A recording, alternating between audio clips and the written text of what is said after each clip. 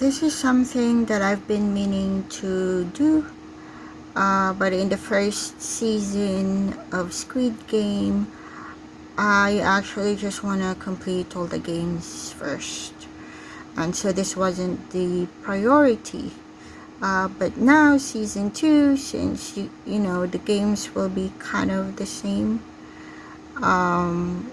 Although in season 2 it's just the green light, red light that will be the first game.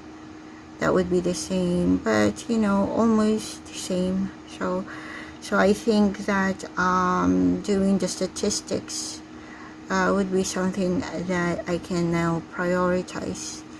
And also, you know, because I actually wanted to make a better version of the profiles.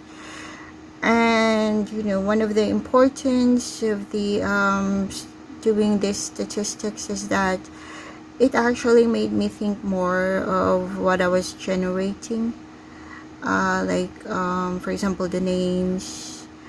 I simply have ChatGPT generate, you know, the popular names. I think it's top 100, no, top 200 names for each location, age range, and then the gender. So I think there's only 18 to 100 list.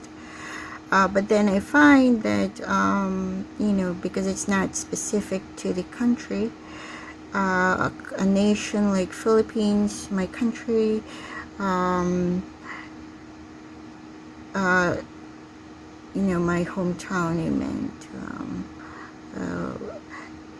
it actually assign sort of a Muslim name, which is wrong. Most of the names are actually westernized, like Michelle, my name, Michelle.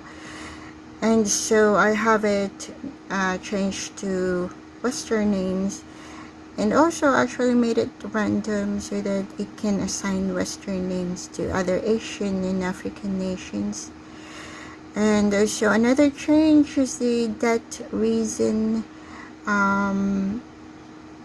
Before that I was like, oh, if you're unemployed, then these are the only debts, like especially in the group 1 to 6, the retired, unemployed, and permanent employment, something like that. Then you only have this access to this type of debt.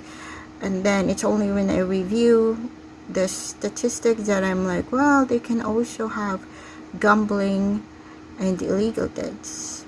So now I feel like it's more realistic, because you can be unemployed and do have, and most often times that's, you know, kind of the thing in like Squid Games, that you might have gambling or illegal debts.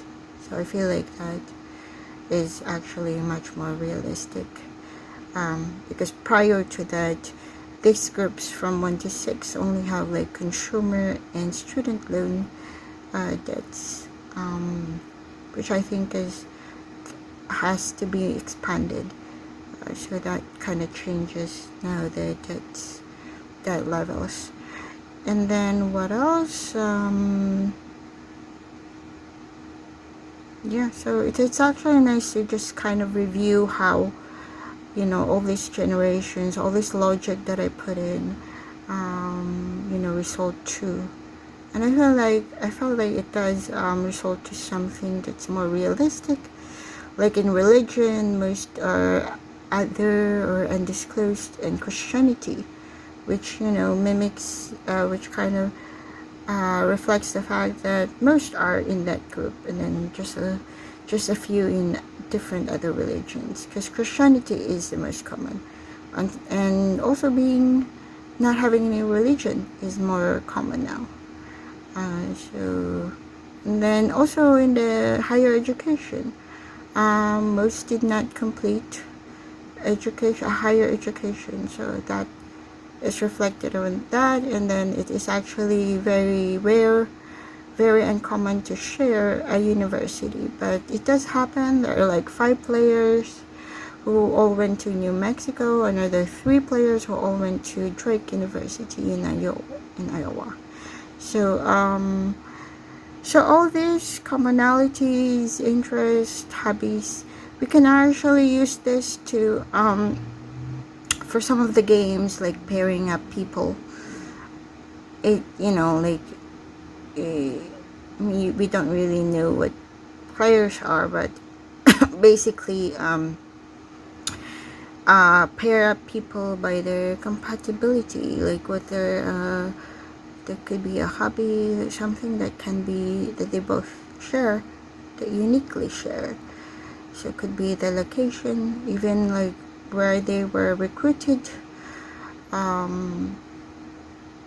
think that's also something I've changed. Oh no, that did not change, but recruitment in the workplaces can only happen to those greater than 6, employment number 7, starting from number 7, because 1 to 6 is like retires a student, so you don't want like workplace, because they're not working, so it wouldn't be right, it wouldn't be realistic to say in the workplace. So that's also one of the logic there. But in terms of how this can be used is, like I said, in the pairings will not be random anymore. It could be based on something like that, on like something that they share. So